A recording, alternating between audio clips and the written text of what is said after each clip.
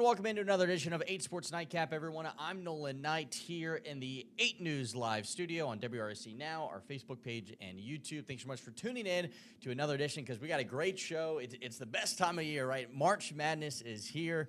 The brackets have come out this week, and we're 2 days removed from the VCU Rams cutting down the nets in Washington, D.C. at the A10 championship. We were able to be at the game for both the semifinals and the finals, and what a great backdrop for college basketball that was, and the atmosphere. And what it culminated in was not just a VCU A10 championship, but also, obviously, a bid to the NCAA Tournament, something that, looking at their seeding now, maybe was not secure if they hadn't won that game on Sunday against George Mason, and what turned out to be a back-and-forth battle. VCU would go on to win it 68-63, and we were on the sidelines for the whole thing. So what I think I kind of want to do here is kind of just go along the game. What an atmosphere it may not mean a whole lot. This place was packed to the brim with some just awesome basketball.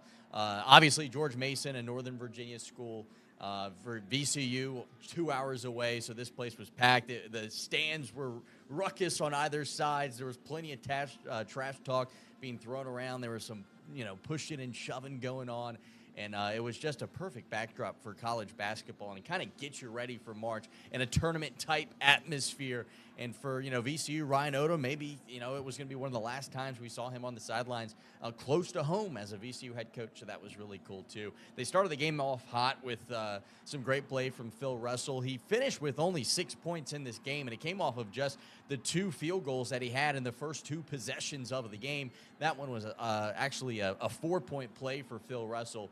And it kind of set the tone for what ended up being a really great game. I'm not going to go through play-by-play through this entire thing, but what a performance for VCU. The big man for George Mason, who you just saw get a bucket, was incredible. He was all over the floor, gave problems all night. Jalen Haynes, he would finish with 17 points and 8 boards. And VCU was able to answer with everybody, right? That's the way they've been able to do it all season. It hasn't just been one guy. They've had this, cast of characters that they roll out. Who's going to be the guy tonight? And that's kind of how it's been all season. In the championship game, it was all 3 guys, right? Max Shulga, the point guard, he had 18 points. Jack Clark, he got tournament MVP. He scored 17. And Joe Bamasil finished with 17 as well. Zeb Jackson just hit that big 3 that you just saw. He was the A10 Sixth Man of the Year and has played like it. And they got great minutes from their bench players as well. Brandon Jennings from St. Christopher came in this game. And throughout the tournament, really, is what I'm talking about, to produce great minutes for VCU on the defensive end of the ball. He came in, was able to shut down some guys. Michael Bell, a guy that doesn't get a lot of play time, had to play in this game because of foul trouble. He came in and contributed a positive plus-minus in the game as well. And it was just a great all-around game by VCU. You can see there that was the tussle back and forth right before halftime. And then the Rams would go on to take a 36-28 lead into halftime off of this great play from Max Shulga, missed 3 from Zeb Jackson, and it's followed up right at the buzzer as the Rams would go on to take an 8-point lead into the break, and then the second half was even closer. George Mason actually won the second half 35-32. They hit some huge shots by, former Hokies. That was almost, I think I should mention that a part of this game. Joe Bamasil, he, of course, used to play for Virginia Tech, had a big night. Darius Maddox, who I think just hit that 3, or no, that was Billups. But he had a couple of big 3s in this game for George Mason. So the transfers were putting their work in this game. I mean, look at the crowd as well. At Capital One Arena, great atmosphere for basketball. The place was going nuts. And what it resulted in was a VCU win. Max Shulga hit a big 3 down the stretch, and then Jack Clark hit one as well coming up right here. And the Rams led the entire time. George Mason never took a lead. There was 5 different lead changes. One of them, tying the game was right there for George Mason. But then they would go inside to the big guys to kind of take a lead, and then they were able to get just enough stops to get the win. And I think that's why the Rams are going to have some success in tournament play. They play great defense. They shoot the ball well, right? They did shoot under 40% from 3 in this game, but they shoot so many threes that, eventually you score enough points if you force enough turnovers. And although the Rams this season have been incredible at forcing turnovers, they were on the negative side of that in the matchup against George Mason. They had a lot of calls go their way, I will say, which kind of helped them out in the end.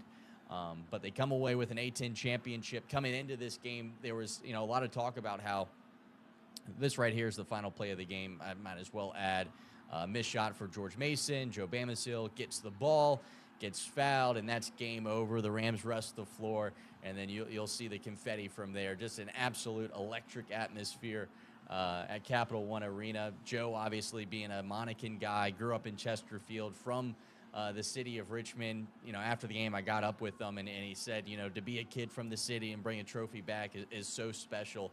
And you could see it on his face during that play, and then during all of the post-game celebration. It was so great to see because the Rams aren't good in the A10 Tournament Championship. Coming into the game on Sunday, they were 2-6 all time. They had 8 A10 tournament appearances. They had only won once, and they kind of got that monkey off their back and were able to secure a tournament championship, regular season and tournament champions. If you look at their numbers in terms of offense and defense, it's one of the best teams that the Rams have ever had, and the best team that they've had since joining the A10. And you see confetti was falling all over my camera while I was trying to get the celebration. So a crazy night, and we'll get more into the celebration here in a little bit. But this is what head coach Ryan Odom had to say just moments after the game was over. Really happy for our players. The staff worked so hard. My assistant coaches, just everybody. The leadership that Ed, Dr. Rao have shown all year since we arrived has been really special. But these guys were disappointed last year, and they came in, this year with an intentional work ethic, and they were just determined, to get it done and to get back to this point and to win, share that regular season, and then cap it off with the tournament championship, the NCAA tournament. It's just really special. So we'll bring in our producer. I'm really happy for our players. To kind of go over this game. May not mean a whole lot. What was just an awesome game. God, I feel so blessed to have been there to see it in person after following the Rams all season long. It's hard to not go. I don't want to say a fan, but definitely root for the guys. You build relationships to do well. To see it come to a culmination in a championship was really cool. It really was. Well, you know what all these tournaments remind me of? They remind me of bowl season in a sense for college football, because these tournaments, because not everyone's going to bring home the national champion, but these tournaments, every team has a chance to bring home some hardware. So as you were mentioning, you build a relationship with some of these players. What was one of your favorite parts of being able to see some of these players that you've built connections with take home some hardware? Yeah, I mean, probably seeing them all interact, right, with the confetti and the trophy, and then everyone's different personalities going up the ladder to cut down the nets. It was probably one of the cooler parts because they all did it differently. Like some guys that are more quiet went up there, just, cut their little piece of net down and got down, while other guys went up there and hammed it up, got the crowd excited. And speaking of the crowd, I mean, the VCU faithful showed out. I know it's only like it was wild, 2-hour drive or whatever it is, but to see that support there and then stick around for the post game was really cool. And then watching everyone cut down the nets was, I think, really cool because there's only so many times that you get to cover a team that's in a situation like that, and to be there firsthand and to see it all unfold against a rival, against the same team that they shared a co-regular season championship with, to then beat them on a neutral site, I think says a lot about the talent of this VCU team and how kind of what Coach said, how not making that tournament last year fueled them to take that next step this year and not leave it up to the committee and punch their ticket themselves, which I think kind of made a statement for this team in terms of the attitude that they've had all year. They got a lot of grit. I think that's a good way to describe them. They definitely have a lot of grit. And VCU is a funny team for me because I remember in 2011 when they made their Final Four run. Of course. I was mad. They busted my bracket bad that year. But that's their only really deep tournament run that they've had. They're pretty much usually a one and done when it comes to the NCAA tournament. What do you think is different this year? Can we expect maybe a deeper run, maybe like a Sweet 16 run from VCU this year? Going into like Selection Sunday and stuff, when I was, been talking about this team, I've always thought that they have a makeup of a team that can succeed in March. They have high offensive rebound numbers. They have a certified paint presence with Luke Bamboye. He's leading the nation in blocks per minute. He doesn't play a lot, so that's kind of a skewed stat. It's a strange one, but they shoot the ball well, the three ball well, and they force a lot of turnovers. So in terms of all of that, they're made to succeed in March, but then they have losses this season that just don't make sense. A loss to Seton Hall, who ended up being like the worst team in the Big East. A loss to Nevada. I know they're in the tournament. And then a couple of conference losses, St. Louis, St. Bonaventure, a couple of teams, you kind of scratch your head at how they lost. But the A10 was pretty good this year. And there's been a few teams like that around the country. Gonzaga was unranked going into the last one, but they're a sleeper team as well that I think could potentially. It's hard. It's hard to see the Bulldogs on your bracket and not want to pick them just because they got experience. They've been in the tournament before, right? Of course, they're in there again, and we'll hop into this bracket in a second, but. From the start of the year, I've been saying they were a second weekend team, but then when I saw the bracket come out and you actually see that matchup like VCU versus Wisconsin, and it's like, well, that's going to be a little harder. I was expecting VCU to get a higher seed. I think I would say that. They, of course, get an 11th seed in the East region. They were the 44th seed in terms of that. They've released the list of 1 through 64 or whatever it is, 68, and they were the 44th seed, and coming into the tournament, Joe Lenardi and everybody had them as an 11th, which just never made any sense to me because net rankings, Ken Pom, they were all at least in the 30s. 44 obviously is the highest ranked 11th seed, but I was expecting them to get a 10th seed, and I spoke on this show a couple of weeks ago that the loss to Dayton probably helped them get off that 8-9 line, which I don't think is an ideal spot to be in. I think, if you want to get to the second weekend, it's easier to be maybe an 11th seed. But I was surprised that VCU is only 11th. I thought they deserved a 10th seed, especially a 31 in net and whatnot. But I left the stadium yesterday thinking, what an awesome experience for myself as a journalist, but I'm sure for every fan there. And they remember and that obviously forever. the players and to see them and talk with them after the game about what's this like. All of them brought up last year and not making the tournament a year ago. And when you enter these types of season, I think a lot of times coaches say, we want to win an A10 championship or win an A10 title. I think for these guys it was tournament or bust. Even if they would have lost the A10 tournament, they wouldn't have cared, I don't think, if they had gotten into the NCAA tournament. It really was NCAA tournament or bust. In the post-game press conference, Coach Odom talked about how at practice he would always bring up the banners on the wall, right? There's 19 NCAA tournament banners on the wall. Not since 2004 has 2 years gone by without VCU making that NCAA tournament, and I think that was motivation all along. Like, we don't want to be the team that breaks this streak. Obviously, they missed it last year. They didn't want to miss it again.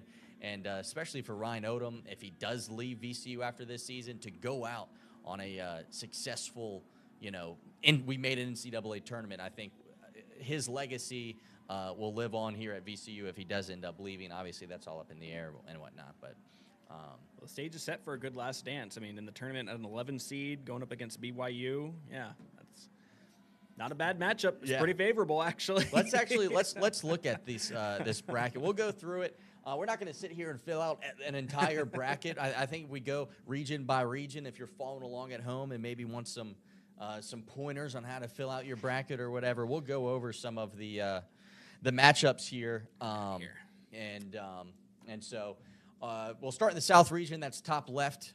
If you have your bracket out or are looking at it online. And I think a couple of things that stick out here, a lot of people like UC San Diego after watching their championship game on Saturday night. They get a big win, and one of their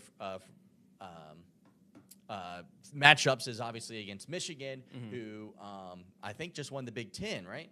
I believe so. The Michigan or Michigan State, one of them did. Let's get that number up so we don't say that wrong. Yeah, Michigan won the Big Ten title over Wisconsin 59-53. So Michigan, a team that lost to Michigan State in their final regular season game, maybe that's what you're thinking of, would go on a run and kind of reset themselves for a matchup. So I think people might like that 12 seed, right? Most years there's a 12 seed that does win, and I think people will like that one. But Michigan's a team that obviously just had a lot of success at the Big Ten tournament, and obviously what a horrible draw for Creighton. They're playing Louisville in Lexington, Kentucky. It's going to be a home game for the Cardinals, having their best season in like 5 years. And then obviously you have the gauntlet that is Auburn. That preseason, I said that they were going to be the best team in the country. I obviously spent some time in Alabama. I'm very familiar with this Auburn team, and they are stacked. I mean, they have 10 guys that would start for any team in the entire country. They can go so deep. They shoot the three ball well. They play defense. Bruce Pearl's a great coach. So you're expecting a Final Four run out of them, probably? To come out of this one. Yeah, let's take a look at the bottom side of this South bracket.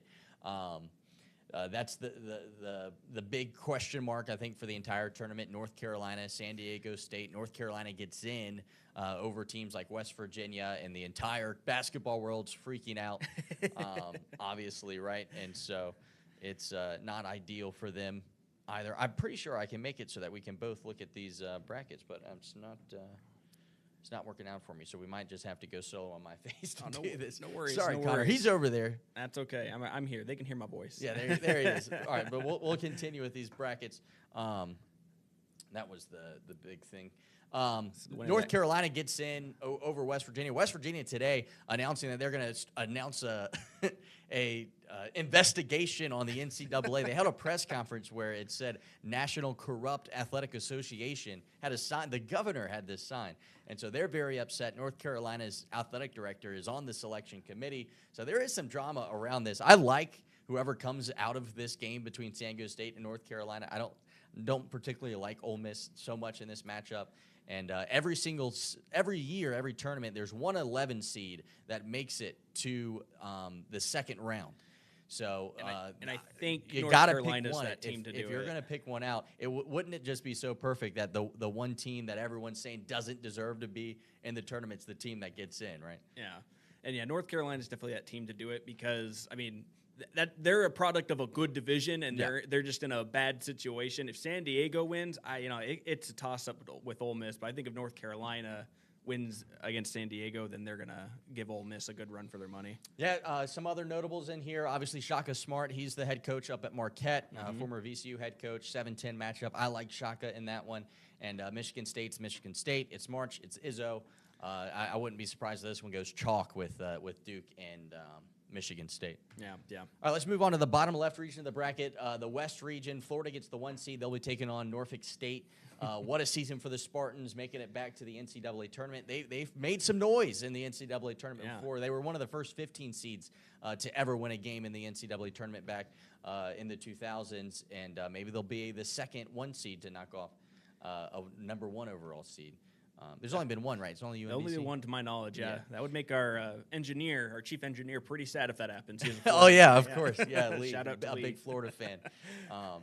Some other matchups keep an eye for. UConn, not the same UConn as the past 2 seasons. If you're seeing that, you think that's an easy win. That's not going to be so easy. Some other notables. Memphis wins the American Conference Tournament. Keep that in mind when filling out your bracket. Maryland was kind of upset in their matchup. I think a lot of people like Maryland as a team that could make a run. You mentioned earlier that one of our coworkers is a Maryland grad, and you have connections to Grand Canyon. So I like Maryland in that matchup, but I could see them making a Sweet 16 run for sure.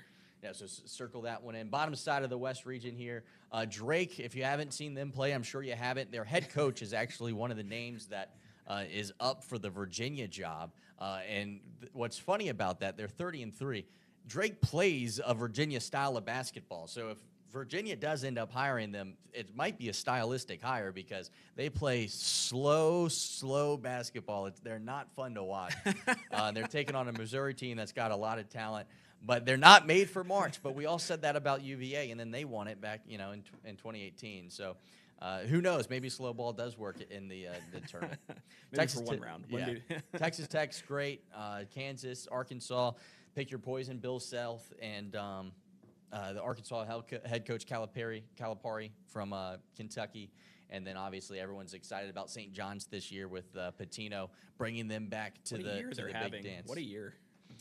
Moving on now to the region we kind of wanted to get to here, the East region, top right on your bracket now. Duke and Cooper Flagg will probably make a run to the NCAA championship. Yep. Cooper Flagg sprained his ankle. He might not play this first weekend. Oh, really? But I think Duke is still fine without him. I got some great stats about production in terms of injuries and non-injuries. Yeah, how do they play without him on the court? Let's see here. The injury analysis I got here from Samir Sarkar. I know I just murdered his name. Thank you so much. Big shout out to our company friend here. Sent us some awesome stats. I don't have a good way to pull it up, unfortunately. But Duke has the 4th most minutes in jeopardy in terms of injuries per minutes played. They're up there as a team to maybe look out for that has some injuries. And so kind of keep that in mind. But even without Cooper Flagg, they were able to win the ACC championship. And against Mississippi State and Baylor, I'm taking them as well. And they're obviously not going to lose to Mount St. Mary's or American. So you can input Cooper Flagg rather, second weekend, and they should just be fine. And then you got Oregon and Liberty, obviously Liberty down the road. Yeah. Another NCAA tournament for them. I mean, they're one of the best mid-majors in all of college basketball, and I wish they would get more national recognition because I feel like a lot of the country doesn't, even realize that they're winning these Conference USA championships year after year after year. And I wish they would have got a little higher seed. I guess 12 is about as good as you can get for a mid-major, but that'll be an upset I think a lot of people will like as well. Join West Virginia in that little investigation. Yeah. Exactly. And then the matchup we kind of wanted to talk about here, BYU and VCU. Oh, boy. Connor, a BYU grad, VCU, the Richmond hometown team. And tell us about BYU because I don't know anything about BYU. BYU basketball is the definition of live by the arrow, die by the arrow. They're really? They're either kicking you while you're down or they're being kicked while they're down. There's really no in between. But no, like this year is like I feel like every other year there's a pretty special year, and this was another one. They weren't even ranked at the beginning of the year, and they've just slowly been beaten up the Big 12 competition, and they won the Big 12 tournament over Iowa State. Their reality, I see them making a Sweet 16 run. Anything after that is, we're going to be praying for anything after that. I'll say that. So how do they match up against VCU, another team that kind of relies on the three ball? They play, but they also have the best 3-point defense. They are able to force turnovers, and they like to run. But it kind of sounds like what if they can BYU stop does. the three ball from BYU, then VCU can do it. And VCU, like I said, they're a gritty team. They could definitely make a run to the Sweet 16, I think too. But yeah, if they can stop BYU's three ball, yeah, I think that's one of their best chances to get out of the first round. What how's the bigs look for the Cougars this year? Because VCU not really known for their big play this year, and then all of a sudden out of nowhere in the A10 tournament, they kind of relied on both Christian Furman and Luke Bamboye, and they produced great minutes out of nowhere for a team that normally doesn't play inside. Size-wise, I think they're going to match up pretty evenly. Mm-hmm. Because again, BYU, like they're one of their money makers is their three ball this year. But I mean, not to say they can't get it done in the paint, but I think size-wise, it's going to be a pretty even matchup. I really don't see anyone getting the edge over each other in the paint. So these are the numbers that I was trying to bring up earlier. This is again from Samir Sakar. Hope I'm saying that right. I'm sorry if I'm not. He was able to send this stats with Sasa. I feel like I'm butchering these names here. You can see his Instagram here, statswithsasa.com. If you want to check out his website, thanks so much for sending this our way. This gives you an idea of the injuries in the East region because I wanted to break it down a little bit, in case you really wanted to get your Cinderella shoes on and see, how does VCU make it, past these first couple of weeks. Well, obviously, BYU's who they're facing off against first, and they have some injuries coming into the tournament as of today. Some of those could be game time minutes. Let's see here. game time decision for whoever was injured in their last game for BYU. But that's 8% of the production for the Cougars that could be in trouble come this upcoming tournament. Some other teams in the East region to kind of keep an eye on in terms of injuries. Duke, obviously, at the top of this list. I think we all know why that is. That's Cooper Flagg's injury. Alabama, Grant Nelson, one of their top forwards. I know we haven't gotten to Alabama yet. He's injured and it's going to be a game-time decision as well, I believe. That's 16% of their production. Baylor, I don't think we'll ever have any opportunity to see VCU and Baylor face off. But Wisconsin, they're healthy, and so is everybody else. So there's not that much injuries on this side of things. If you kind of wanted an overview, since we're already talking about this, might as well give you the whole overview in terms of who you kind of want to stay away from maybe because of they had a recent injury. Iowa State has a huge injury, and funny enough, they didn't announce the injury to the Iowa State player until after the selection show. And that was probably a little gamesmanship to kind of help with their seeding because, yeah. As we know with Florida State, these committees, they take injuries into account. So they kind of brush that one under the rug. So if you're filling out your bracket, keep that in mind about Iowa State. Arkansas has some injuries coming into this one. And the other big ones, Kentucky and Clemson, are both losing about 10% of their production. So, again, this is Stats with SASA or statswithsasa.com. Thanks so much for sending that our way. All right, well, let's continue on with the rest of the bracket. All right. If VCU does manage to somehow knock off BYU in a game that I think right now is a 2-point favorites on the side of BYU, they're expecting a close game. They get matched up against Wisconsin, a team that also had a long week at the Big Ten tournament as they had to play in the championship game, but they did not win the championship. And here recently, our conference champions haven't done well in the NCAA tournament. NC State last year is kind of the outlier of a team that was able to make a run. And the ACC school always seems to do well. Georgia Tech a few years ago is another school that out of nowhere made a run in March as well. But for most other conferences, that's not really the case. St. Mary's out of the West Coast Conference, they're in the tournament right alongside Gonzaga. I don't know how to say it. Gonzaga. Yeah. There you go. And, of course, Alabama at the bottom of the bracket. I think if you're looking at who's going to get in here or who do we like out of this region, obviously Duke. And Alabama looks good with Grant Nelson's injury. BYU, VCU, Wisconsin, I think could all be one of those teams that could find themselves maybe making a run, especially with Grant Nelson out at Alabama. It'll be interesting to see just how bad his injury really is. Right. All right, going to the last region here on the bottom right. Illinois is facing off against the winner of Texas and Xavier. And then we have Kentucky, Troy, UCLA, Utah State, Tennessee, Wofford. I don't have too much to say about any of these schools. I don't watch a lot of West Coast basketball. Well, I think Texas and Xavier, that's a similar situation of what we were talking about with San Diego State and North Carolina. But for both of these schools, I think whoever wins that, they could easily knock off Illinois. So I think if you're looking for an upset one, I think whoever comes out on that, that's a pretty surefire upset in my opinion. Yeah, one of those play-in teams, every single year since they've added that play-in tournament, someone has made it to the second round. And then you might remember in VCU's magical Final Four run, they were in Dayton playing in the play-in game. So there's some magic to playing in Dayton and going on a run. And sure enough, I kind of like that one as well. Kentucky, obviously with the new head coach this year, should be able to take care of Troy. That'll be a great matchup. And then I like the 7-10 game here a lot, UCLA, Utah State. Utah State right back into the tournament after Ryan Odom took him to the tournament 2 years ago, came to VCU, and then guess what? Utah State's back again. If you're not familiar with Utah State basketball, they're kind of similar to VCU.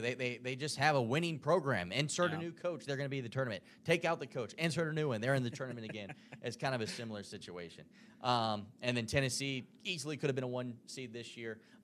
They look like they're going to have an easy run to the Elite Eight at least, I would say. But that kind of wrapped things up here for looking at your bracket. Let's go ahead and right now I'll put you on the spot, Connor. Give me your final four. I'll throw one out there. Oh man! And then maybe we'll come back to it and see if we got any of the four right. Last year it was all chalk, right? It was all 1 seed. So Yeah, I won't be biased, so I won't be putting teams like BYU or Gonzaga BYU, I in think, there. could Like, make a run with Grant Nelson injured. yeah, there's, but again, we'll see what happens. We know how to shoot ourselves in the foot. So, but I think realistically, Final Four, Duke is going to be there. That's in the top right East region. Yeah, and I think Tennessee is going to make a Final Four. Honestly, right, South region. So I like Duke and Tennessee. West region. And then Auburn too. I think that's a Final Four team. And in this region, I do kind of have a pretty sneaky pick, and I'm not just out of the West, bottom left. Yeah, out of the West. I'm not just picking this because our coworker goes, but I think Maryland is a sneaky team. Maryland. I do have them make it because every year it seems, with the exception of a few years, obviously, there's usually one team that just kind of comes out of nowhere. No one really is expecting them to go on a Final Four or an Elite Eight run. I think that's the team this year. Yeah, I think it could be a good year. The Fighting Scott Van Pelts, I think it's their year to make a run. They were devastated in their conference tournament.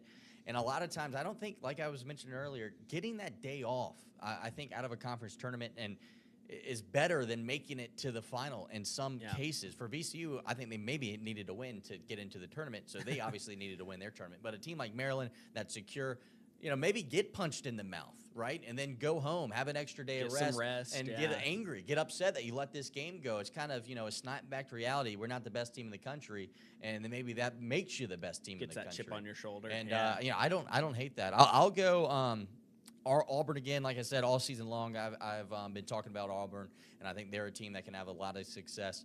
I think Cooper Flagg's going to be back on healthy second weekend. It's looking like to me it's going to be an Auburn-Duke national championship. Bottom left, I like the Rick Pitino story, is what I'll say about that one. I've enjoyed that entire saga. How old is he? He's got to be in his 80s. I know he's not actually. But he's up there, yeah.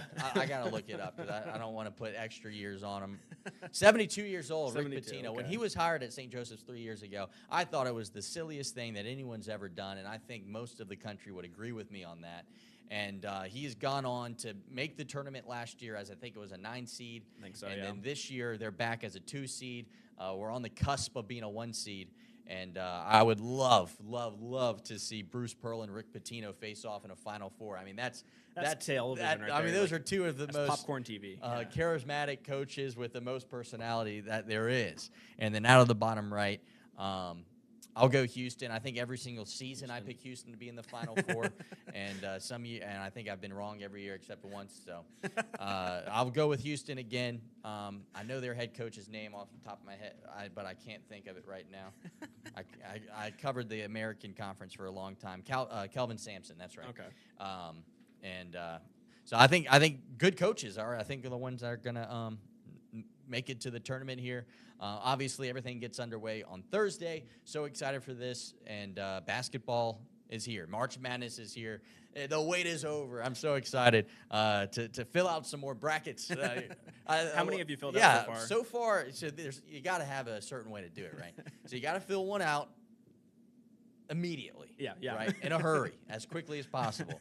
First reaction, boom, boom, boom, boom, boom. And you don't even remember what you picked. Then you go back after a few hours and you fill one out with your heart. You put VCU. Yeah, you put your favorite team in there. Exactly. Put them in the Final Four. Why not? Let's say Duke gets upset by I don't even VCU. know. Akron. Akron's going to make a run. Oregon maybe knocks them off.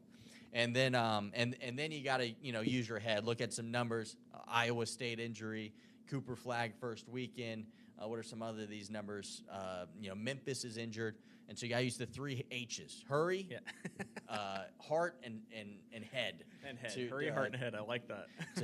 to fill out your bracket. And then you throw all that out, and then you at the last minute submit your bracket that your office poll's doing. And don't listen to anything you said and finish last place. And that's what I do every single year and what I'm sure I'll do again.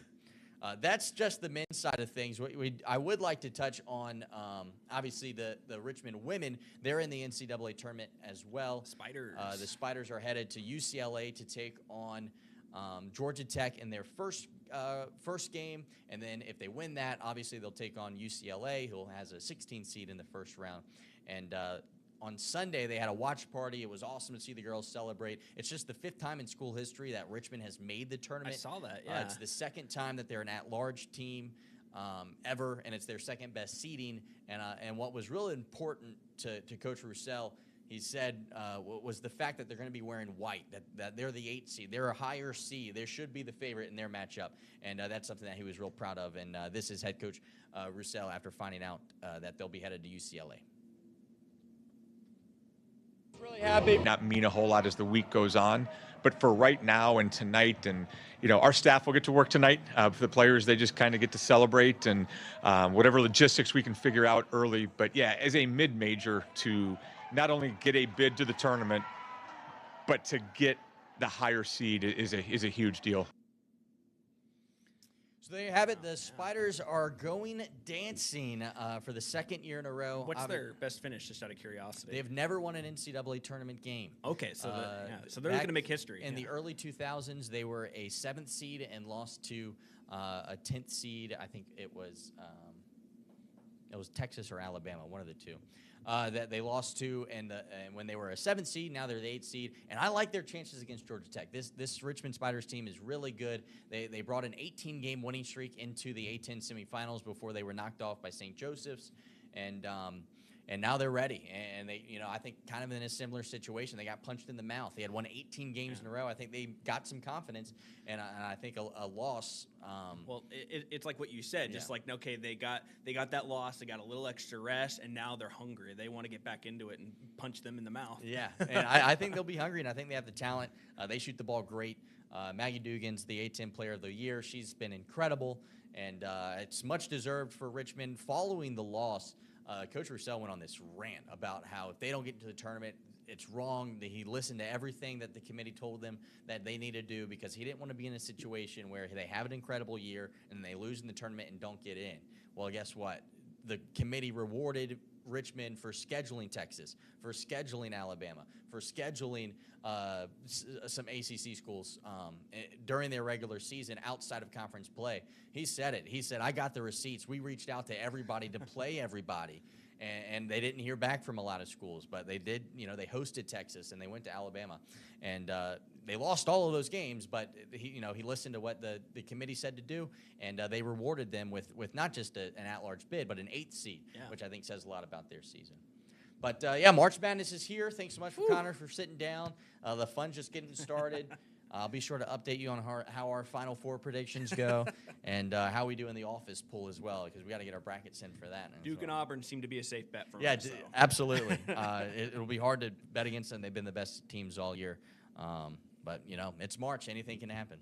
But, all right, guys, that's going to wrap things up for another edition of 8 Sports Nightcap here on WRSC Now and 8 News Live. Thanks so much for tuning in today and throughout the basketball season. It's crazy that it's almost over. Hopefully next week we're talking about VCU and the Sweet 16 and their Elite 8 opportunities. But until then, we'll see you next week right here as we prepare for another week of March Madness. So excited. The tournament's finally here. Good night, guys. We'll see you next time.